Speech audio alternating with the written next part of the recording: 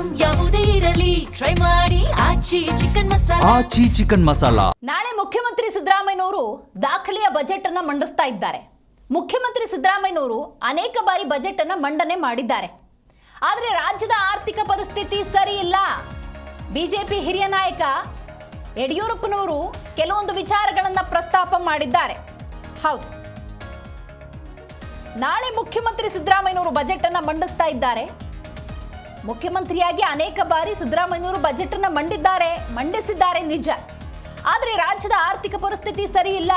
ಜನತೆಗೆ ಅನುಕೂಲವಾಗುವ ಬಜೆಟ್ ಅನ್ನ ನೀಡಬೇಕು ಅನ್ನುವಂತಹ ಸ್ಪಷ್ಟ ಸಂದೇಶವನ್ನ ಬಿಜೆಪಿ ಹಿರಿಯ ನಾಯಕ ಬಿಎಸ್ ಯಡಿಯೂರಪ್ಪನವರು ನೀಡಿದ್ದಾರೆ.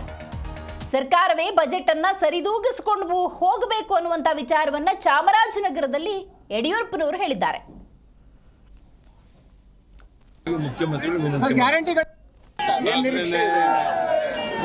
ಸಿದ್ದರಾಮಯ್ಯನವರು ಅನೇಕ ಬಾರಿ ಬಜೆಟ್ ಅನ್ನು ಮಂಡನೆ ಮಾಡಿ ಮತ್ತೊಂದು ಬಜೆಟ್ ಅನ್ನು ಮಂಡನೆ ಮಾಡೋಕ್ಕೆ ಸಿದ್ಧತೆಯನ್ನು ಮಾಡ್ತಾ ಇದ್ದಾರೆ.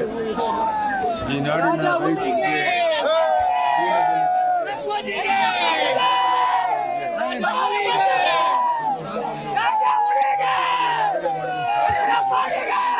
ದೇಶದ ರಾಜ್ಯದ ಆರ್ಥಿಕ ಪರಿಸ್ಥಿತಿ ಸರಿ ಇಲ್ಲ, ಇದನ್ನು ಸರಿಪಡಿಸಿಕೊಂಡು ಮುಂದಿನ ಹೆಜ್ಜೆ ಇಡಬೇಕು ಅಂತೇಳಿ ವಿನಮ್ರವಾಗಿ ಮುಖ್ಯಮಂತ್ರಿಗಳು ಗ್ಯಾರಂಟಿಗಳಿಂದಾಗಿ ರಾಜ್ಯ ಸರ್ಕಾರಕ್ಕೆ ಹೊಣೆ ಆಗ್ತಾ ಇದೆ, ಸರ್ಕಾರದ ಬೊಕ್ಕಸ ಖಾಲಿ ಆಗ್ತಾ ಇದೆ ಅಂತ ಒಂದು ಮಾತು ಸರ್.